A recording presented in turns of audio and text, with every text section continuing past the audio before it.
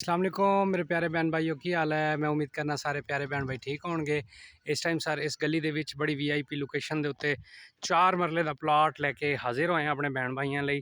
और काफ़ी लोग कहते हैं कि जी इतना घट रेट की वजह है सर। इसकी वजह यह है इस टाइम बिल्कुल प्रॉपर्टी बिल्कुल डाउन है, गाहक नहीं है, ख़रीदार नहीं है।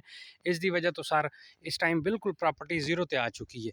लेकिन इसलिए इस मौके तो फ़ायदा उठाते हुए सर जी ये 4 मरले का प्लाट है एरिया के नाल अटैच। ये जिथे मेरी उंगली का इशारा है ये 4 मरले का प्लाट है। यह देख सकते हो इर्द गिर्द बहुत अच्छी लोकेशन है, मकान बने हुए हैं, कोठियाँ बनी हुई ने, गली खुली है।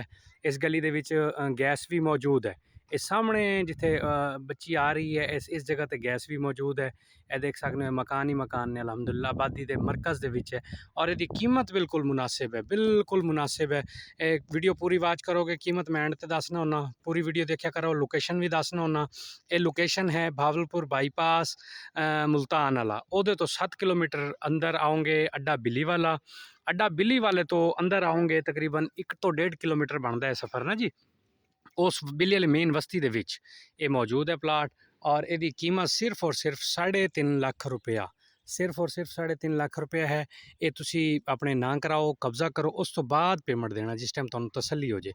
ठीक हो गया। मेरे बहन भाई मैनू प्यार दे रहे हैं, मुहब्बतां दे रहे हैं। मेरे चैनल को सबसक्राइब भी कर देना, बैल आइकन भी दबा देना और दुआवां भी याद रखना। ठीक हो गया जी, अल्लाह हाफिज़।